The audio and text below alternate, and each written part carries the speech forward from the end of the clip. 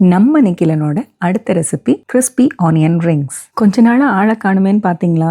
Exam டெஸ்ட்னு பிஸியா இருந்தான். ஆனா இந்த இண்டிபெண்டன்ஸ் லீவ் வந்தது பாருங்க, இந்த 3 நாளும் செம்ம ஜாலி பிள்ளைக்கு. இவனுக்கும் லீவா, என் 2வது மகனும் காலேஜ்ல இருந்து லீவ்ல வந்துட்டான், என் தம்பி வந்துட்டான், இவங்க தங்கச்சி பிள்ளைங்க வந்துட்டாங்க. வீடே பாய்ஸ் ஹாஸ்டல் மாதிரி மாறிடுச்சு. அப்படி ஒரு ஆட்டம். வெளியே போய் கிரிக்கெட் விளையாடுறது என்ன, வீட்டுக்குள்ள ஆட்டம் போடுறது என்ன, ஒன்னா கிடந்து படம் பார்க்கறது என்ன, இதெல்லாம் தாண்டி நினைச்ச நேரம் நினைச்சதை சமைச்சு சாப்பிடுறது என்ன. ராத்திரி 1 மணிக்கு வந்து பார்த்தாலும் கிச்சனை உருட்டிட்டு கிடக்கான்வன். என்னத்த சொல்லு. ஆனா பிள்ளைங்க ஒன்னா கிடந்து ஜாலியாக ஆடுறத பார்க்குறப்ப நமக்கும் சந்தோஷமா தான் இருக்கு. அடியாத்தி கதை சொன்னதுல ரெசிபியை சொல்லாம விட்டுட்டேனே.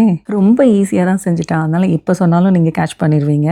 1 கப்பில் மைதா மாவும் கார்ன்ஃப்ளவரும் ஈக்குவல் அமௌண்ட்டாக சேர்த்துக்கிட்டான். இப்போ 1 கப் மைதானா 1 கப் கார்ன்ஃப்ளவர், அது கூட தேவைக்கு தகுந்த மாதிரி உப்பும் மிளகுத்தூளும் சேர்த்துக்கிட்டான். அவ்வளவே தான். அது கூட ரொம்ப திக்காவும் இல்லாமல் ரொம்ப தண்ணியாகவும் இல்லாத மாதிரி தண்ணி ஊற்றி நல்லா கலந்துக்கிட்டான். வெங்காயத்தை ஸ்டார்டிங்கில் ஸ்லைசஸாக கட் பண்ணிக்கிட்டான். பார்த்தீங்களா, ரவுண்ட் ரவுண்டாக எதெழுதெல்லாம் எடுத்துக்கிட்ட வெங்காயத்தை அந்த மாவில் கோட் பண்ணிட்டு அதுக்கப்புறம் பிரெட் கிரம்ஸில் போட்டு நல்லா திக்காக கோட் பண்ணிக்கிட்டான். நல்ல பிரெட் கிரம்ஸ் அதில் ஒட்டுற மாதிரி KFC சிக்கனில் இருக்கும் பாருங்க, அந்த மாதிரி போட்டுட்டு அதை அப்படியே தூக்கி எண்ணெய்க்குள்ள டிஸ்க் த்ரோ விளையாடுற மாதிரி தூக்கி தூக்கி போட்டான். என்னமோ பக்கத்து டீமுக்கு கேட்ச் போடுற மாதிரி. ஆனியன் ரிங்குன்னு நினைச்சானா டென்னிகாய்ட் ரிங் பால்னு நினைச்சானான்னு தெரியல. அப்படி தூக்கி போடுறான் எண்ணெய்க்குள்ள. அவன் மாமங்காரனும் பக்கத்துல நின்று வீடியோ எடுத்துக்கிட்டு இருக்கான். ஒரு வார்த்தை பார்த்து மெதுவா போடுன்னு சொன்னானான்னு தெரியல. எண்ணெய் சட்டிங்கிற பயமே இல்லாம போச்சு. இஷ்டத்துக்கு தூக்கி தூக்கி போடுறான். நம்மளே இப்போ வரைக்கும் பக்கத்துல வச்சுதான் போட்டுட்டு இருக்கோம். அவனுக்கு பாருங்க தைரியத்தை. எது எப்படியோ பாதுகாப்பா சமையலை முடிச்சிட்டான். என்ன ஒண்ணு, அவன் எப்படி தூக்கி போட்டாலும் என்ன செஞ்சாலும் அந்த சமையல் நல்லா வந்துருது.